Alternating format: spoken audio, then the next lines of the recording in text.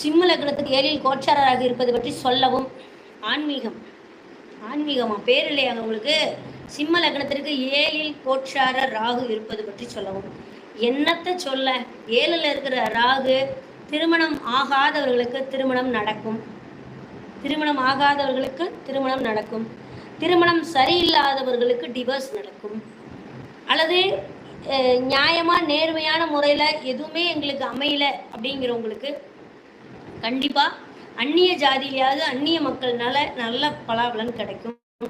7ஆம் இடமே 11ஆம் இடமா இருக்கிறதுனால நீங்க ஒரு விஷயத்த சிம்ம லக்னத்தை பொறுத்த வரைக்கும் 3, 7, 11 ராகுவுடைய நட்சத்திரமே இருக்கு. உங்களுடைய ஆசைகள் எல்லாம் நியாயமானதாக இருந்தால் கண்டிப்பா நிறைவேறும். ஏன் நியாயமானது அப்படிங்கிறதுக்கும் ராகுக்கு என்னங்க சம்பந்தம்? நியாயத்துக்கும் ராகுக்கு என்ன சம்பந்தம்னா, குரு பார்க்குறார் 9ஆம் பார்வையை. இப்போ மிதுனத்துக்கு போன குரு ராகுவை பார்ப்பார் 9ஆம் பார்வை, பாக்கிய பார்வையை பார்க்குறார்.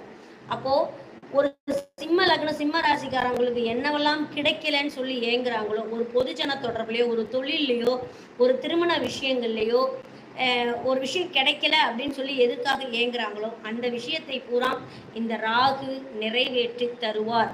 ஆனால் அது நியாயமா இருக்கணும்.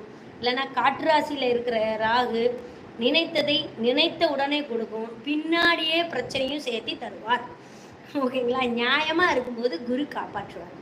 சரிங்களா? ஏன்னா 7ல் இருக்கிற ராகம் மட்டும் நீங்க வச்சு பார்க்க முடியாது. 8ல் சனி வேற உட்காந்துருக்காருல்ல, கட்டமச்சை ஒன்று உட்காந்துருக்குது இல்லை. அதனால அதற்கும் நம்ம கொஞ்சம் மதிப்பு கொடுக்கணும். அதனால நியாயமான விஷயமா இருந்ததுன்னா கண்டிப்பா